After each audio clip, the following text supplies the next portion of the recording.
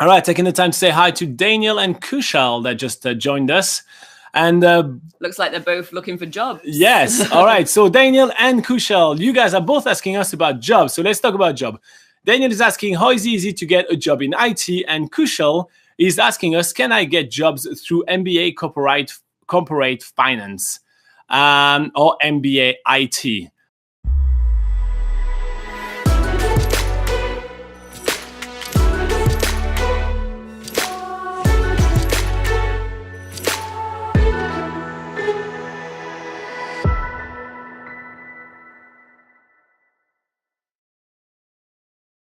All right, so both of you guys want kind of a high, more skilled job here in New Zealand.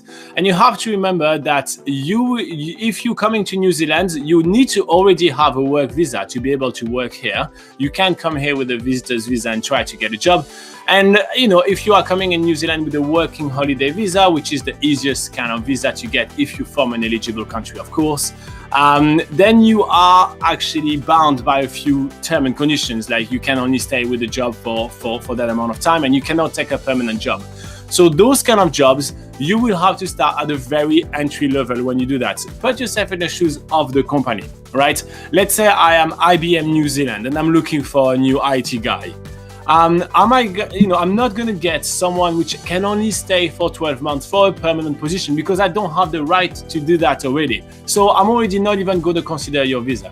Then if it's about, or your CV, then if it's about kind of sponsoring you, you need to have proven to the company that you're worth the whole effort and process to sponsoring you. So you basically need to actually be willing to take a big cut to what you are expecting from what you can get back home, right? So usually when people really want to stay in their fields, coming to New Zealand for a little bit of time and get some overseas experience, basically, they go back to like way below level. And that can still be really valuable for your CV. If you've been an IT engineer and you go to IT support when you're in New Zealand, when you go back home, don't expect that employers are going to look down on that. They will be thinking, okay, why, they will be intrigued. Why did you go down to IT support? Then you can just explain, well, listen, I just wanted to get some overseas experience, but obviously they couldn't take me as a permanent, but I wanted to get that experience anyway.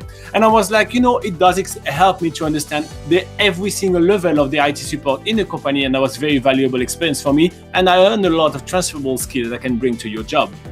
And so that's how you need to see it. So what we encounter a lot, and we receive so many questions about work here, right? So many. Is people that are adamant they don't want to downgrade their job.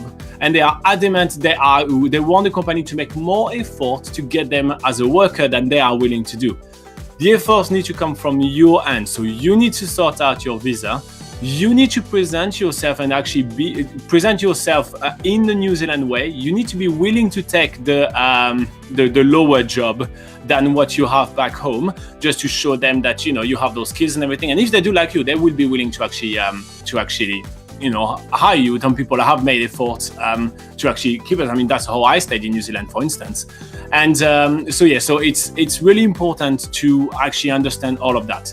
Now, as per how easy is it to get jobs in IT or in corporate finance? Corporate finance, I don't know much about that. I have to be honest, the finance world in New Zealand is pretty small. So I will say it's probably more of a New Zealand kind of stuff. And for IT jobs, there is a big demand, but there is also a lot of very qualified people. There actually are quite a couple of good schools which are creating a lot of good workers. So you will need to actually sell yourself very well, and you will need to start low. That is for sure. Anything you want to add, Laura? I think you have answered that amazingly. I'd be happy if that was my question. So yeah,